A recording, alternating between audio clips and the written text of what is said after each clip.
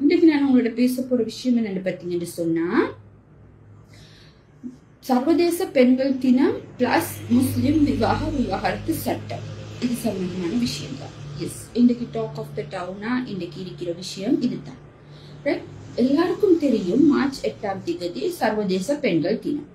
இது செலிப்ரேட் பண்ற முகமாக உலகளாவிய ரீதியிலும் சரி, இலங்கையிலும் சரி, பல நிகழ்ச்சிகள் ஏற்படுத்தப்பட்டு பல பரிசுகள், பல போற்றுதல்கள், கௌரவங்கள் எல்லாம் பெண்களுக்கு வழங்கப்படுது. அந்த அடிப்படையில இலங்கை பாராளுமன்றத்துல பெண் உறுப்பினர்கள் அதிகமாக இருக்கிறதால பெண்கள் ஸ்பெஷல் என்ற மாதிரி ஒரு நேரம் ஒதுக்கப்பட்டு அவங்களை அப்ரிஷியேட் பண்றதுக்கும், அவங்களை பாராட்டுறதுக்கும், அவங்களுக்கு தேங்க்ஸ் பண்றதுக்கும் வாழ்த்துறதுக்குமான நேரம் ஒதுக்கப்பட்டு நடைபெற்று கொண்டு இருந்துச்சு. அதே மாதிரி முஸ்லிம் விவாகரத்து சட்ட திருத்தம் தொடர்பான விவாதமும் நடைபெற்றது. அந்த விவாதத்துல முஸ்லிம் விவாகரத்து சட்டம் தொடர்பான பிழையான சில கருத்துக்கள் முன்வைக்கப்பட்டது. அதிலும் குறிப்பாக டாக்டர் அர்ச்சனா ராமநாதன் அவர்களால பேசப்பட்ட சில விஷயங்கள் பச்சை பிழையான பொய்யான கருத்துக்களை அவரு பப்ளிக்கு சொல்றதோட அதை ஹன்சாட்ல ரிப்போர்ட் பண்றதுக்கும் அவர் நடந்து கொண்டு இருக்கின்றாரு. ரைட், பார்த்தோம் என்று சொன்னா, ஜனாதிபதி சட்டத்தரணி பாராளுமன்ற உறுப்பினர் ஃபைசர் முஸ்தபாவும் இது சம்பந்தமா கருத்தோடு தெரிவிச்சிருந்தாரு. அவர் கருத்து தெரிவிக்கிற நேரம் urgent reform needed, அதாவது அவசரமா செய்ய வேண்டிய திருத்தங்கள் என்ற அடிப்படையில சில கருத்துக்கள் அவர் முன்வைக்கப்பட்டிருந்துச்சு. அதுல முக்கியமா, அதாவது இப்ப பேசு பொருளா இருக்கிற விஷயத்துல 18 வயசு திருமண வயசை பொது சட்டத்துல இருக்கிற மாதிரி 18 வயசு ஆக்க வேண்டும் என்றதோட அதுக்கு ஒரு ப்ரொவைசோ கட்டாயம் வழங்கப்பட வேண்டும் என்றதையும் அவர் வலியுறுத்தி இருந்தாரு. அதோட சேர்த்து பெண்கள் தனது விருப்பத்தை தெரிவிக்கும் முகமாக மேரேஜ் சர்டிபிகேட்ல கையொப்பம் இட வேண்டும் என்றதையும், அடுத்தது குவாசி சிஸ்டம், குவாசி கோர்ட்ன்றது எங்களுக்கு தேவை, என்னன்னு கேட்டா இது எங்களோட பர்சனலோ எங்களோட அடையாளம், இது எங்களுக்கு தேவை என்றதோட பெண் காதி நீதிபதிகள் தொடர்பாகவும் காதி சிஸ்டத்தை அப்கிரேட் பண்றது தொடர்பாகவும் பல விடயங்கள் அவர் பேசி இருந்தார். ஓகே, அதை குறிக்கோள் காட்டி டாக்டர் அர்ச்சனா ராமநாதன் அவருக்கு வழங்கப்பட்ட நேரத்துல அவர் சில விஷயங்களை பாயிண்ட் அவுட் பண்ணி இருந்தாரு. அவர் பாயிண்ட் அவுட் பண்ணின விஷயத்துல சில விஷயங்களை ஏற்றுக்கொள்ள முடியும். என்னன்னு கேட்டா, அவர் சொல்றாரு, முஸ்லிம்கள் தனித்துவமானவர்கள், அவர்களது நடத்தை தனித்துவமானது, அவங்க எல்லா சமூகத்தை விடையும் வித்தியாசமா தான் நடப்பாங்க. எஸ், கரெக்ட், நீங்க சொன்ன விஷயம் கரெக்ட். அதனாலதான் எங்களுக்கு ஒரு பர்சனல் லா இருக்குது, அது தனித்துவமான பர்சனல் லா. அப்ப அதுல கையடிக்கிறதுக்கு உங்களுக்கு எந்த உரிமையும் இல்லை. ரைட்?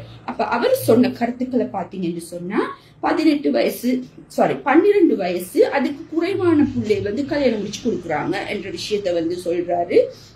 அது இவர் மேற்கோள் காட்டி பேசுறது எது? UNDP report. UNDP ரிப்போர்ட்டை மேற்கோள் காட்டி டாக்டர் அர்ச்சனா ராமநாதன் பிழையான கருத்துக்களை முன்வைக்கிறாரு. 12 வயதுக்கு குறைவான பிள்ளைகள் திருமணம் முடிக்கப்படுது என்றதை அவர் சொல்றாரு. அடுத்து எந்த விதமான பேசிக் நாலேஜும் இல்லாம, எந்த விதமான ஒரு பேசிக் அடிப்படை அறிவு ஒரு சொட்டும் இல்லாம இந்த முஸ்லிம் விவாகரத்து சம்பந்தமா, தலாக் சம்பந்தமாகவும் சம்பந்தமாகவும் பிழையான ஒரு கருத்தை அவர் முன் வச்சிருக்கிறாரு. அது மட்டும் இல்லாம பெண் தண்ட விருப்பத்துல ரெஜிஸ்டர் கல்யாணம் முடிக்கணுமா, வாப்படையோ எந்த விதமான அனுமதியும் தேவையில்லாம தண்ட விருப்பத்துல கல்யாணம் முடிக்கிறதுக்கான ஏற்பாடுகள் இந்த முஸ்லிம் விவாகரத்து சட்டத்துல வரணும் என்றது அவர்கிட்ட குறிப்பு. டாக்டர் அர்ச்சனா ராமநாதன் அவர்களே, நீங்க பாராளுமன்றத்துக்கு சுயேட்சை குழு ஒன்றின் மூலமா தெரிவு செய்யப்பட்டீங்க. நீங்க பிரதிநிதித்துவப்படுத்துறது சாவக்கச்சேரி மக்களை. சரி, அந்த பிரச்சனையோட அவங்களோட பிரச்சனை, அவங்களுக்கு என்ன பிரச்சனை இருக்கு, அதுல இருக்கிற பெண்களுக்கு என்ன பிரச்சனை இருக்கு என்றதோட உங்களோட வரையறைச்சு கொள்ளுங்க உங்களோட பிரச்சனைகளை பாராளுமன்றத்துல பேச போக்கல. நீங்க அடிக்கடி சொல்றது தானே இயக்கம் என்றீங்க, அடுத்தது என்ற தலைவன் என்ற சாவக்கச்சேரி மக்கள் என்றீங்க, என்ற தங்கம் என்றீங்க, அதோட நீங்க வரையறுத்துக்கோங்க. தேவையில்லாத விஷயங்கள்ல மூக்க நுழைக்க வர வேணாம். ஏன்னு கேட்டா, நாங்க ஃபாலோ பண்றது UNDP ரிப்போர்ட்டை இல்லை. நாங்க ஃபாலோ பண்றது அல் குர்ஆன் அல் ஹதீஸ். அதுல தெளிவா எங்களுக்கு திருமணம் என்றா என்ன, வலி என்றா என்ன, விவாகரத்து என்றா என்ன, பெண்ணின் சம்மதம் என்றா என்ன என்றதெல்லாம் எங்களுக்கு தெளிவா இருக்குது.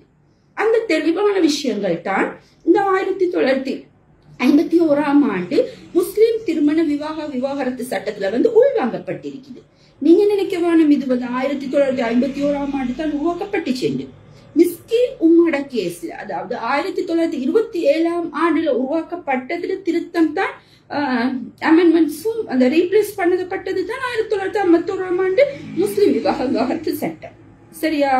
இப்ப நீங்க சொல்றதை பார்த்து குடும்ப கட்டமைப்பு இல்லாம யாரும் யாரோடையும் இருக்கலாம். இப்ப நீங்க உதாரணமா இருக்கிறீங்க தானே, அப்ப நீங்க ஊரெல்லாம் சுத்துறீங்க தங்கத்தை கூட்டிட்டு, அது மாதிரி யாரும் யாரோடையும் இருக்கலாம், விரும்பினா கல்யாணம் முடிக்கலாம், இல்லாட்டி விட்டுட்டு போகலாம் என்ற மாதிரி எங்களுக்கு இருக்கலாம். அதுல வேற இன்றைக்கு ஒரு போஸ்ட் அவர் பாராளுமன்றத்துக்கு பேசினதை பத்தி முஸ்லிம் பெண்கள் யாரும் எந்த குறையும் இவ்வளவு நேரமும் சொல்லலையா? அதுல ஒரு பெருமை அவருக்கு.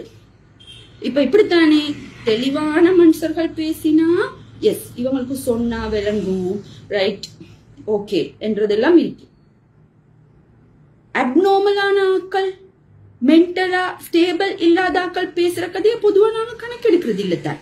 ஆனா எங்களுக்கு என்ற ஒரு டியூட்டி இருக்குது, இது ராங் உங்களுக்கு சொல்றதுக்கு, ரைட்? அதை இது பண்ணிக்கோங்க. என்ன கேட்டா பாராளுமன்றத்துல நீங்க பேச போக்கோல பெரிய ஒரு அற்புதம் ஒன்று நிகழ்ந்துச்சு. அதை பாராட்டியே ஆகணும். என்னன்னு கேட்டா முனீர் முலாஃபர் பாராளுமன்ற உறுப்பினர் பிரதி அமைச்சர் அவங்க டக்குன்னு உணர்ச்சி வசப்பட்டு எழும்பி தெரியாத விஷயங்களை பேசவானம் என்ற ஒரு வார்த்தை விட்டாரு. அது சந்தோஷமான விஷயம், அப்ரிஷியேட் பண்ணப்பட வேண்டிய விஷயம். ஏன்னு கேட்டா எதுக்குமே வாய் திறக்காத ஆக்கள் இதுக்கு அந்த உணர்ச்சி வசப்பட்டு அந்த வார்த்தையை சொல்லிட்டாங்க. அடுத்த ஸ்டெப் அவங்க எடுக்கல. ஏன்னு கேட்டா மேலிடத்திலிருந்து ஆர்டர் வரல தானே மத்தது பேசுறதுக்கு. அதனால உணர்ச்சி வசத்துல அவருக்கு அந்த வார்த்தை வந்துட்டு, ஆனாலும் அதை நான் பாராட்டுறேன். எதிர்காலத்திலையும் இப்படியான விஷயங்கள்ல நீங்க பேசணும் என்றது முனீர் முலாஃபர் மௌலவியிடம் என்ற தாழ்மையான வேண்டுகோள், ரைட்? இப்ப இத ஃபைசர் முஸ்தபாவோட ஸ்பீச்சை மேற்கோள் காட்டி டாக்டர் அர்ச்சனா பேசுறாரு. இது ரெண்டு முடிஞ்ச உடனே சரோஜா பால்ராஜ் அமைச்சர், மகளிர் விவகார அமைச்சர் என்ன செய்யறாங்க, பேசுறாங்க. எஸ், நாங்க இதை செய்வோம், அப்படி செய்வோம், இப்படி செய்வோம், அதெல்லாம் செய்வோம். அதுக்காகத்தான் நாங்க மல்டி செக்டோரியல் கமிட்டி ஒன்று உருவாக்க போறோம். இந்த கமிட்டி மூலமா நாங்க செய்வோம். மல்டி செக்டோரியல் கமிட்டி என்னத்துக்கு? நாங்க முஸ்லீம்கள், அப்ப முஸ்லீம்களோட பிரச்சனைய பாக்குறேன்னு சொன்னா முஸ்லிம் சம்பந்தப்பட்ட ஆக்கள் தான் இருக்க வேண்டுமே தவிர அங்க மல்டி செக்டோரியல் எல்லா பிரதிநிதிகளையும் கொண்டு அச்சாராக்க வேண்டிய தேவையொன்று இல்லை. இது சம்பந்தமா டிஸ்கஸ் பண்றதுக்கு இலங்கை முஸ்லீம்கள் பிரதிநிதித்துவப்படுத்துறதுக்கு அகில இலங்கை ஜமியத்துல் உலமா இருக்கு, முஸ்லிம் சிவில் சொசைட்டிஸ் இருக்குது. இப்ப முஸ்லிம் பாராளுமன்ற உறுப்பினர்கள் எடுக்கல, என்கிட்ட வாய் திறக்கிறாங்க இல்லையே. அப்ப மக்களோட பிரச்சனையை பேசுறதுக்கு சிவில் சொசைட்டிஸ் இருக்குது, இவங்க போதும். அப்ப மல்டி செக்டோரியல் கமிட்டி என்று வார நேரம் இன மக்கள் எல்லாம் கொண்டு அதுளுக்கு போட்டு எங்கட முஸ்லிம் தனித்துவமான பர்சனல் லா அச்சாராக்குறதுக்கு தயவு செஞ்சு முயற்சிக்க வேணாம். எங்கட முஸ்லிம் கம்யூனிட்டியோட பேசி அதுல ஒரு திருத்தத்துக்கு தெளிவொன்று காண்டா நல்லா இருக்கும் என்றது இந்த தாழ்மையான வேண்டுகோள். அடுத்தது நாங்க பார்க்க போக்கல முஸ்லிம் சமூகத்துல மட்டும்தான் எல்லா பிரச்சனையும் இருக்குது, பெண்களுக்கு எல்லா பிரச்சனையும் இருக்குது என்ற மாதிரி ஒரு பிம்பம் ஒன்று வந்து கொண்டிருக்குது. ஆனா பிபிசி ஆய்வு கட்டுரை அண்மையில வெளியிட்டிருந்தது. சிறுவர், அதாவது பெண் சிறுமியர்கள் பாடசாலை சிறுமியர் கர்ப்பம் தரிச்சிருக்கிறாங்க, பிரெக்னன்ட் மதர்ஸ் ஆகிருக்கிறாங்க. அப்ப யங் பிரெக்னன்ட் மதர்ஸ் என்று பாக்குற நேரம் 2013 163 பேரும், 2023 163 பேரும், 2024 213 பேரும் யங் பிரெக்னன்ட் மதர்ஸா வந்திருக்கிறாங்க. இது நான் சொல்லல, பிபிசி ஆய்வு கட்டுரை. இந்த 2024 10 வயசுக்கு குறைந்த ஒரு சிறுமியும் தாயாகி இருக்கிறாங்க என்றது அதிர்ச்சியான தகவல். தயவு செஞ்சு அமைச்சர் சரோஜா போல்ராஜ் அவர்களே, இதுல பாருங்க இத்தனை முஸ்லிம்கள் இருக்கிறாங்கன்னு சொல்லி. இந்த ஸ்டேட்மெண்ட் இருக்குதானே, இது வந்து போலீஸ் சிறுவர் மற்றும் மகளிர் துஷ்பிரயோக விசாரணை அமைப்பிட வந்து அறிக்கை ரிப்போர்ட். இதைத்தான் பிபிசி மேற்கோள் காட்டி பேசியிருக்கு. இதுல கொஞ்சம் பாருங்க, சிறுவர் வந்து இந்த இதுல வந்து முஸ்லிம் பிள்ளைகள் இருக்குதா இல்லாட்டி வேற யாரும் இருக்கிறாங்களா என்று கொஞ்சம் தேடியும் பாருங்க. என்னன்னு கேட்டா, எதுக்கு எடுத்தாலும் என்ன நடந்தாலும் நாட்டுல எவ்வளவோ பிரச்சனை இருக்குது. எந்த பிரச்சனை வந்தாலும் கையில் எடுக்கிற ஒரு ஆயுதம் வந்து இந்த முஸ்லிம் விவாகரத்து சட்டம். ஆகவே தெரியாத விஷயத்த பேசக்கூடாது. அதை பத்தி பேசணும்டா அது சம்பந்தமான முழு அறிவு முழு அறிக்கையோட பேசணும். சரி, இது வந்து டாக்டர் அர்ச்சனா ராமநாதன் அவர்களுக்கு. நீங்க ஒரு விஷயத்த பேசுறீங்க என்று சொன்னா முழு அறிவு அந்த சம்பந்தம், தலாக்கண்டா என்ன, என்ன, அதோட முழு அறிவோட நீங்க பேசணும். எதற்காக வந்து வழி வந்து பெண் சம்மதம் வந்து எடுக்கிறது எங்களுக்கு எந்த பிரச்சனையும் இல்லை. ஆனா எதற்கு தந்தை வழி ஆண் உறவினர்கள் வந்து வழியா நிக்கிறாங்க என்றதெல்லாம் தெரிஞ்சு கொண்டு நீங்க பேசணும். இது உங்களுக்கு படிக்கிறதுக்கான ஒரு டைம். இது சம்பந்தமா படிச்சுட்டு நீங்க சொன்னது ராங், இதுதான் சரி என்று பாராளுமன்றத்துல உங்களுக்கு பேசலாம். ஆகவே நாங்களும் திருத்தங்கள் வேண்டும் என்று நிறைய டைம் கேட்கிறோம்.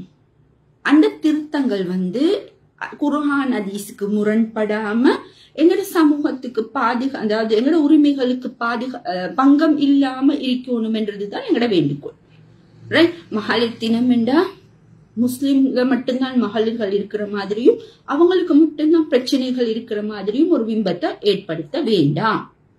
UNDP ரிப்போர்ட்டை வந்து இன்னும் வந்து அமுல்படுத்தணும். அதாவது UNDP ரிப்போர்ட்டின் படித்தான் இந்த திருத்தங்களை செய்யணும் என்று என்ன வேண்டாம். ஏனென்று கேட்டா USAIDால அந்த திருத்தங்கள் அந்த இதுக்கான ஃபண்ட் எல்லாம் நிப்பாட்டிட்டாங்க. இவ்வளவு நாள் செஞ்சது போதும், எடுத்த கடமைக்காக வேண்டி செய்யணும் என்று தயவு செஞ்சு நினைக்க வேணாம் யாரும். திருத்தங்கள் வந்து குர்ஆன் ஹதீஸுக்கு முரண்படாத திருத்தங்களா இருக்க வேண்டும் என்று கேட்டு மீண்டும் ஒரு பதிவில் சந்திக்கும் வரை அஸ்ஸலாமு அலைக்கும் வரஹ்மத்துல்லாஹி வபரகாத்துஹு.